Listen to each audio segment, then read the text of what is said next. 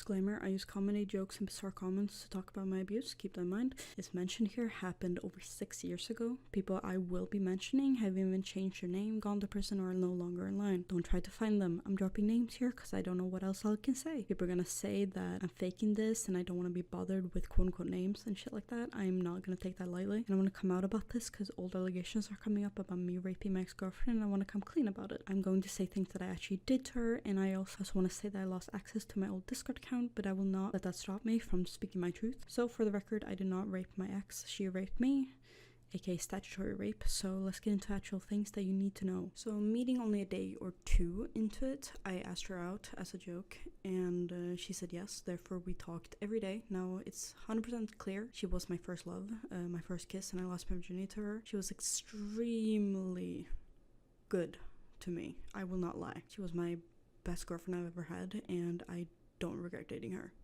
She made me find out a lot about myself, that I am not actually a guy, I'm a girl, and shit like that. My world around me was awful and stuff, but I also saw the beauty in it by having a person like that understand me as such.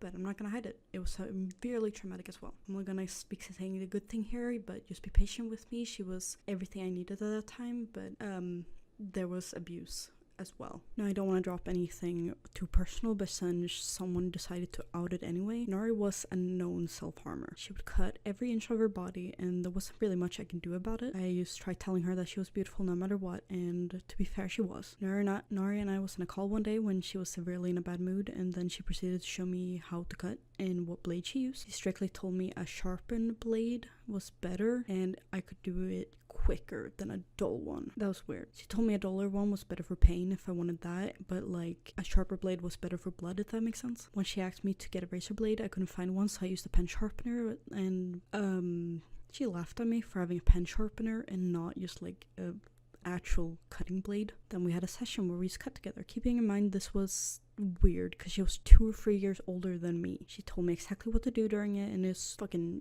weird. I was undiagnosed with BPD and autism. I was severely attached to her. She was my favorite person at the time, and she took advantage of that and got me to hurt myself, even if she didn't know it. I don't put her at fault in this, but I would be continuously given like tips on how to perfectly cut myself. It was so weird, and I'm not gonna lie, I did abuse her too. I would leave calls with her when I didn't feel like included with others, and I would tell her that I didn't want to be with her when she was needy.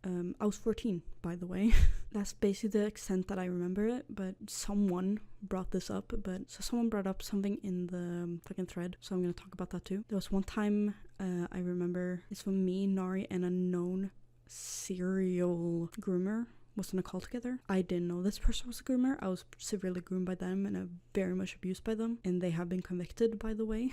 So I'm not just making this shit up. Basically, me, Nari, and Milky was on a call together, and Nari felt really left out. Me and Milky had known each other for forever, it feels like, so getting to talk to my best friend and my girlfriend felt like a challenge. I wasn't good at including them both in the same time. Milky just happened to get more attention than Nari at that time, so Nari unfortunately went and left the call. She messaged Milky that she was cutting, and I actually freaked the fuck out. Milky, however, told me that I needed to stay and listen because I didn't want to upset her, and I was terrified of Milky at this time. That could have been seen like severe abuse by Nari. I don't know what else to say. If anything, Nari can come to me if she remembers anything, although I doubt she would, because I don't think she would want to talk things out anyway. The last time we did talk was in 2020 or 2021 when we had one call, and she blocked me after it, and I have not talked to her since. Anyway, time moving along. We met up in 2018 near my birthday, and I spent 2 weeks with her family.